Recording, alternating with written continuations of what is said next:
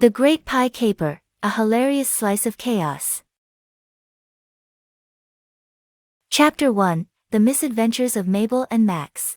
Once upon a time, in the quaint little town of Whimsyville, lived two peculiar individuals named Mabel and Max. Mabel was a spirited, eccentric woman with wild, untamed hair that seemed to have a personality of its own. Max, on the other hand, was a lanky, clumsy fellow with a perpetual look of confusion on his face. Mabel and Max were the best of friends, bonded by their shared love for absurdity and a knack for finding themselves in the most absurd situations. Their misadventures were legendary. The townspeople would eagerly gather to hear their latest escapades. One sunny morning, Mabel and Max found themselves strolling through the town square, where a colorful circus tent had magically appeared overnight. The vibrant banners and enticing aroma of cotton candy lured them closer, and they couldn't resist the allure of the big top. As they stepped inside, the bustling atmosphere of the circus enveloped them. Through the air, clowns pranced about, and the crowd erupted in laughter. Mabel's eyes sparkled with excitement, and Max's perplexed "Mabel, we should join the circus." Mabel's face lit up, and she clapped her hands gleefully. "Oh, Max, that's a brilliant idea. We'd be the most sensational circus performers ever to grace Whimsyville." With a newfound sense of purpose, Mabel and Max scoured the circus grounds, seeking an act that suited their unique talents. They tried their hand at juggling, but their lack of coordination resulted in a cascade of flying objects and embarrassed onlookers.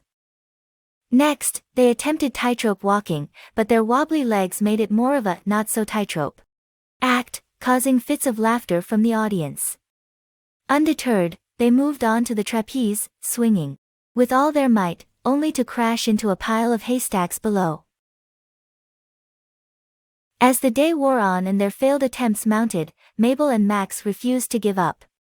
They were determined to find their niche in the circus world. "Max, I have it. We shall." Max's eyes widened in alarm. "Mabel, are you sure that's a good idea? Being shot out of a cannon sounds rather dangerous."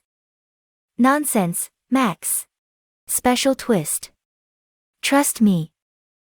Without waiting for Max's response, Mabel sprinted towards the circus ringmaster, who looked skeptical yet intrigued by her proposal. Max followed close behind, but willing to trust his friend's wild schemes. Mabel and Max, the world's first comically chaotic human cannonballs, the ringmaster drawing curious gasps from the crowd. The townspeople had gathered to witness the spectacle, whispering excitedly. Mabel and Max stepped into the gigantic cannon, their hearts racing with a mix of nerves and exhilaration. The ringmaster counted down, and with a deafening bang, they were catapulted through the air. To everyone's astonishment, Mabel and Max soared through the sky, twirling and spinning like dervishes.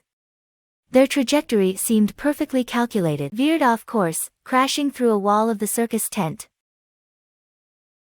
The audience erupted in uproarious laughter, their cheers mingled with gasps of disbelief. Max emerged from the wreckage, covered in confetti and wearing triumphant grins. "We did it, Max. We're the." "Indeed, Mabel.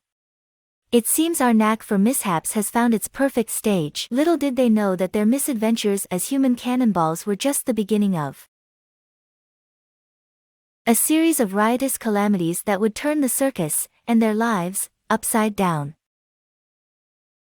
And so, as the sun set over Whimsyville, Mabel and Max reveled in their newfound fame as the town's most uproarious entertainers, ready to embrace the wild journey ahead. To be continued.